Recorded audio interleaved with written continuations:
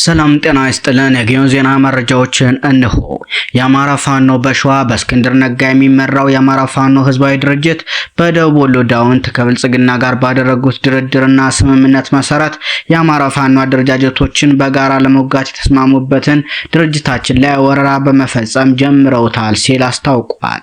ይቀጥልና ለህዝባችን የሚያሳዝን ቢሆንም ተገደን ድርጅታችንንና ትግሉን መጠበቅ ስላለብን የአፋሃድ ገረድ ቅጥረኛ ከነሹ ማብደታ ጋር በመሆን ድርጅታችን ላይ ወረራ ፈጽሟል።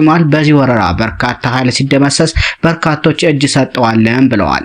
ለዚህ ድርጊታቸው እኛ ላይ ለፈጸሙት ሳይሆን ታጋዩ ላይ ለወሰድነው እርምጃ የአፋድና የአማራ ፋኖ በሸዋ ጠቅላይ ግዛት እዝ አመራሮችን የማንላቸው መሆኑንና የትግሉ ጠላፊዎች እነሱ መሆናቸው እንዲታወቅልን እንወዳለን ሲሉም አክለዋል። የአማራ ፋኖ ሸዋ ጠቅላይ ግዛት እዝና ያገዛዙ ኃይል በጥምረት በአማራ ፋኖ በሸዋ ላይ እኩይ ድንገተኛ ጥቃት መሰንዘራቸውን እያሳወቀን በተደረገበት ድንገተኛ ጥቃት የአማራ ፋኖ በሸዋ በድል ለመወጣት ተችሏል።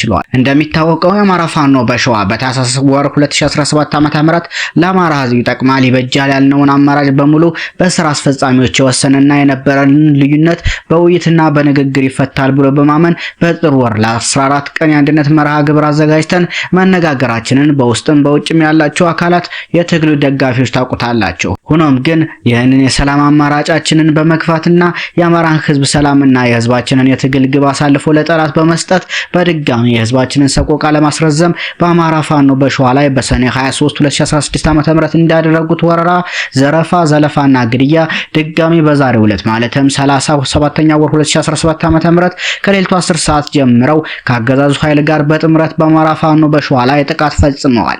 የአማራ ፋኖ በሸዋ ጠቅላይ ግዛት እዝ መነሻውን ከሞጃና ወደራ ወረዳ በአራዳ ጎጥ በኩል ወደ በዞ ቀበሌ ባይዞ ሻሞራ ወደ ጊፍት ቀበሌ ወረራ ያደረጉ ሲሆን ሌላኛው ያገዛዙ ኃይል ለጠቅላይ ግዛቱ በማገዝ ከደብረ ብርሃን ወደ ዘንደጉር ውጊያ በማቅናት ጦርነት ከፍቷል። ይህንን ጥቃት የአማራ ፋኖ በሸዋ እንዳመጣጡ ያለምንም ኪሳራ በማጥቃት በመደምሰስና ግብዓት በማግኘት ግስጋሴውን ወደፊት አድርጓል።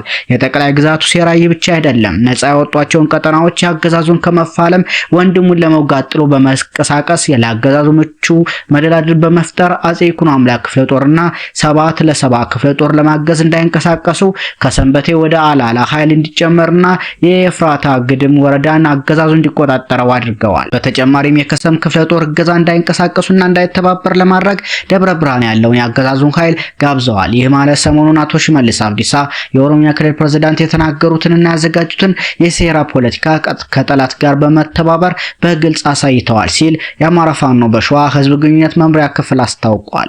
ይህ በእንዲህ እንዳለ በዛሬው ዕለት ማለትም መጋቢት 30 ቀን 2017 ዓ.ም የአማራ ፋኖ በጎጃም 5ኛ ክፍለ ጦር የአረንዛው ዳሞት ብርጌድ የሆነችው የፍኖተ ሰላም አንደኛ ሻለቃ ፍኖተ ሰላም ሸምበቁማ ልዩ ስሙ ነብዩ መለቀሻ ዋርካ አካባቢ መሽጎ የነበረውን የጠላት ኃይል ቦታው ድረስ በመሄድና በመክበብ በጠላት ላይ 16 ሙትና 5 ቁስለኛ አድርሰዋል። በተያያዘም ፋኖ ወደ ባህር ዳር ከተማ በመግባት የተሳካ ኦፕሬሽን ሰርተዋል። የአማራ ፋኖ በጎጃም አንደኛ ክፍለ ጦር ልዩ ኦፕሬሽን መምሪያ በተዘጋጀው እቅድ መሰረት ልዩ የፋኖ ጠበብት ኢንጂነሮች ባዘጋጇቸው የቦምብና ተቀጣጣይ ፈንጂዎች በተጠኑና በተመረጡ ቦታዎች ላይ በዛሬው ዕለት ጥቃት መፈጸም ተችሏል። ከነዚህ መካከል የክልሉ ጠቅላይ ፍርድ ቤት ቢሮና የክልሉ ገቢዎች ቢሮ ላይ ጥቃት መፈጸም የተቻለ ሲሆን አንድ የፖሊስ ኮሚሽነር ተሽከርካሪ ፓትሮል ላይ ቁሳዊ ጉዳት ማድረስ ችለናል። ሁሌም ህዝብን የማወናበድ ተግባሩን የቀጠለው አብይ አህመድ በዙሪያው ያሉ ተላላኪ አጎንባሽ ወጪ ሰባሪ የሆኑ አማራዎችን በመጠቀም የምክክር መድረክ በማለት ህዝባችንን ለማጭበርበር ከተለያዩ ወረዳዎች የመንግስት ሰራተኛና የስርዓቱ አሽከር የሆኑትን በጥቅም በአበል በመደለል ህዝባችንን ለማደናገር እየሰሩ እንደሆነም ደርሰንበታል። በአማራ ህዝብ ሞት ላይ ድጋሜ ከሌላ የመጥፋት አጀንዳ ተባባሪ ሆናቸው የማይዳግም እርምጃችን ተጠናክሮ የሚቀጥል መሆኑን ለማሳወቅ እወዳለሁ ሲል ፋኖ ሀብታሙ የሱፍ የአማራ ፋኖ በጎጃም አንደኛ ክፍለ ጦር ህዝብ ግንኙነት ገልጸዋል።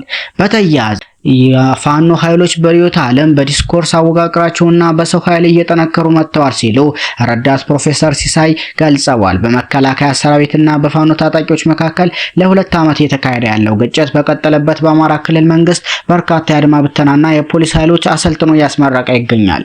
እነዚህ ስልጠናዎች መካሄድ የጀመሩት የጦር ኃይሎች ጠቅላይ ኤታማዦር ሹም ወታደራዊ አማካሪና የተኩስ አመራር ኃላፊ ሌተናል ጄኔራል አለምሸት ደግፌ ወታደሩ ከፖሊስ ስራ በመውጣት ኃላፊነቱን ለክልል ፖሊስና ሚሊሻዎች ለማስተላለፍ መታቀዱን ካሳወቁ ከሁለት ወራት በኋላ ነው። ወታደሩን ወደ ካምፕ ለመመለስና ስልጠና ለመጀመር እያሰብን እንዲሁም እቅድ እያወጣን ነው። በዚህ ረገድ እንደምንሳካ እናምናለን። ሰራዊታችን የማረፍ ዕድል ይኖረዋልን ብለዋል። በጎንደር ዩኒቨርሲቲ የፖለቲካ ፍልስፍና ረዳት ፕሮፌሰር የሆኑት ሲሳይ አስመራ ሰራዊቱ በማያውቀው አካባቢ ከፍተኛ ጫና ውስጥ የተንቀሳቀሰ በመሆኑ በጦር ሜዳ ላይ ከፍተኛ ጉዳት እየደረሰበት አባላቱን እያጣና ውድመትን በገዛ አይኑ እየተመለከተ ነው ሲሉም ገልጸዋል። በድርድርና በውይይት ወታደራዊ ግጭቱን ማስቆም ካልተቻለ የግጭቱ ተፋላሚዎች ላይ ለውጥ ማድረግ ማለት የሚሞተውን መተካት ወይም መቀየር ማለት ብቻ ነው ሲሉ ሲሳይ ገልጸዋል። ጠበቃና የህግ ባለሙያ የሆኑት አዲሱ ጌታነህ በበኩላቸው መከላከያ ሰራዊት ከክልሉ ይወጣል ብለው እንደማያምኑ ማክለዋል። ረዳት ፕሮፌሰር ሲሳይ አስመራ የፋኖ ታጣቂዎች በርዕዮተ ዓለምን ጨምሮ በበርካታ ዘርፎች የተጠናከሩ መምጣታቸውን ይገልጻሉ። ፋኖዎች ዲስኮርሳቸው፣ አወቃቀራቸውና የሰው ኃይላቸው እየተጠናከረ መጥቷል ሲሉም አክለዋል። ሰሞነኛ መረጃዎች እነኚህን ይመስሉ ነበር።